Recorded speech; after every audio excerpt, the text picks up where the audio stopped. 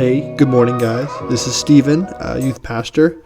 I was asked by Adam to contribute some to our Psalms 23 study, and I figured I would just throw this little bit in. When I was reading Psalms 23, the third verse of the 23rd chapter really stood out to me, and it reads like this: He restores my soul. He guides me in paths of righteousness for his name's sake. And just that little snippet really stood out to me, right?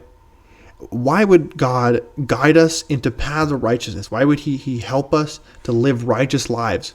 Not for solely our edification or for us to be more moral people or for anything for us, but for one purpose laid out here. I mean, there is multiple purposes, but one purpose really hit on here: for his name's sake. What would be so important about God's name? In the Bible, especially the Old Testament, the name of the Lord is something to be held up to the highest of reverence. The importance of honoring God's name becomes a theme throughout the entirety of the Old Testament. Whether it's, times when people call for God to honor his promises and thus, keep honor to his name, like if God went back on one of his promises, it would dishonor his name.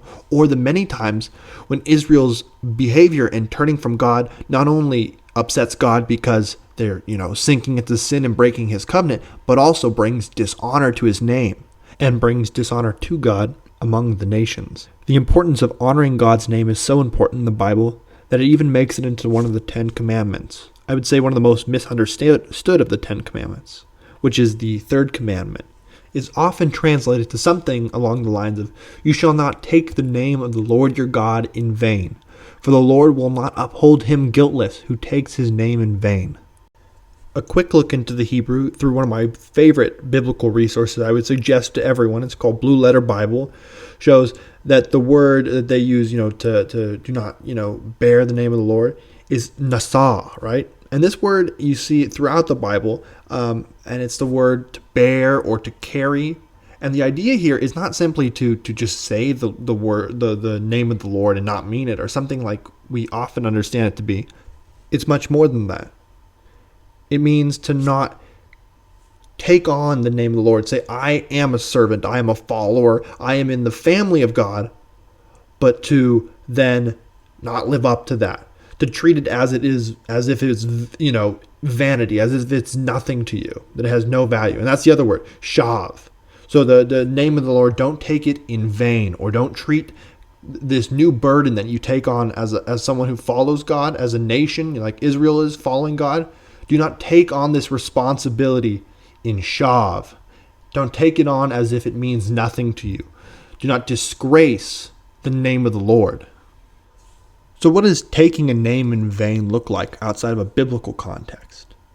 I think a good example would be like looking at frat clubs, on campus, like different fraternities. And if one fraternity, everyone dressed up as another fraternity, they put on their outfits and they carried a flag and they just trashed an entire part of a school, right? And then that group gets blamed for it and they look bad and they look, oh, this group's no good, this fraternity's no good, because they were bearing this name in vain or beyond in vain.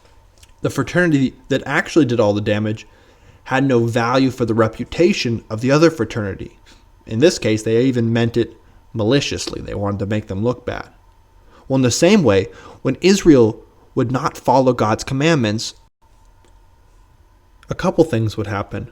Now, first of all, the people who are supposed to be servants of God are now turning on him, treating their vows to him like they're nothing, and not valuing the values he gave them and the morality he gave them.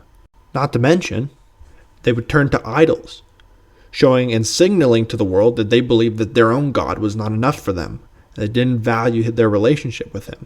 Time and time again through the Old Testament, Israel's immorality signaled to the world that they did not fear God, they did not love him, and they didn't honor his name. And it made God look bad. So their actions in vanity disgraced God, and a lack of respect for the God they represented ended up bringing dishonor to God's name. So let's bring it back to Psalms 23:3. He restores my soul. He guides me in paths of righteousness for his name's sake. For the honor and glory of his name, he's going to lead us into righteousness. And as we saw throughout the Old Testament, When Israel fell into sin, when they moved away from God, when they worshipped idols, they brought shame to God, and they made him look lesser than he is. But when they're righteous, what happens when they're righteous, right? When they're righteous, God exalted them. He gave them riches, he gave them success. As long as they promised to serve him, he promised to protect them and be by their side for all of history.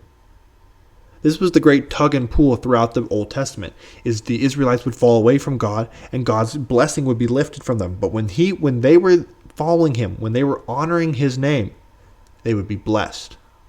So what the psalmist here, David, is saying is God is leading his life. He's directing David in such a way that he could become a more righteous man. And through that righteousness, that he could bring glory to God's name. Now, the essential part of this passage is that this is not just an Old Testament thing. This is not just something for back then or for those people. This is also for us. Just like at Mount Sinai, God put his name on the people of Israel, and the people of Israel then became representatives of God. When we become Christians and we take on the name of God, when we become Christians, it's literally in the name. We are now servants of Christ, and our actions will reflect on God in the eyes of the people around us. And we can bring shame to his name in that, or we can bring honor to it. And the bringing shame to it takes so many forms. It looks like corruption in some people's life. In other people's life, it's not taking the blessing of the gospel, God's good news, and our salvation seriously. Living a life of sin even though we claim to be a Christian. Just spitting in God's face and people around us. Here's a tip to Christians. It never makes Christianity look cool to not live as a Christian. It just makes it look like you don't value it and it means nothing to you. In the same way, right? Just like we talk about taking God's name in vain, you're taking this pledge of allegiance you've made to God in vain. You're saying, oh, this means nothing to me. It will have no effect, no bearing on my life. If the contract of fealty that you made to God in your heart means nothing to you, it will dishonor God before everyone. And you won't only be sinning, in your own heart against God directly, but you'll be hurting other people's chances and other people who aren't believers' view of God. You'll be minimizing the importance of him, making him seem small and insignificant. So in this way, righteousness is how we honor God's name. It's how we honor our commitment to God. And this, being a good representative of Christ and to be a good mirror of Christ on earth, that's been a place that I've fallen short time and time again in my own life. And I've seen a lot of conviction in my own heart over this, and I've seen growth in this area too. And I think that this passage and just the greater biblical context do a lot to remind me of how much I can still grow. And I wanted to present this to you guys. I saw this theme in this passage and throughout the Bible, and I wanted to bring it forward to you because all of us are called to carry the banner of Christ and to be his representatives on earth. And if any of us fall short, and this is another thing too, right? If any of us fall short, it's reflecting on all of the others, and it's reflecting on God. So take that seriously and take that to heart, and I'll do the same to the best of our abilities, and we can move forward and be better Christians and show the world Christ through our own actions.